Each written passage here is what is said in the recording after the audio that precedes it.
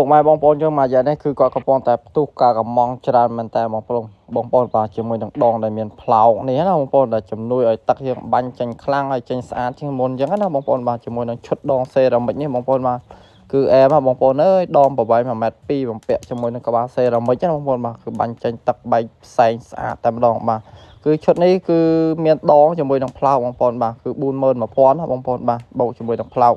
បងប្អូនយកទៅដាក់បាញ់ទៅដឹងតែមកអែមតែម្ដងបាទជាក់ស្ដែងនេះគឺខ្ញុំមួយសយោតេស្តឲ្យបងប្អូនយើងមើលណាខ្លាចបងប្អូនយើងខ្លះគាត់ថាង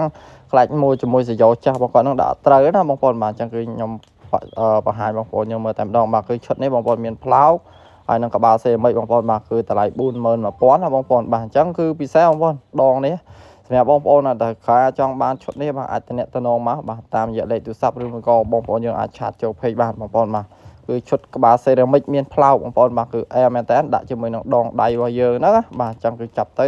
ជំនួយឲ្យទឹកយើងបាញ់ចេញខ្លាំងស្អាតបងប្អូនបាទអញ្ចឹងគឺអែមែនតើសម្រាប់បងប្អូនយើងងាយស្រួលប្រើ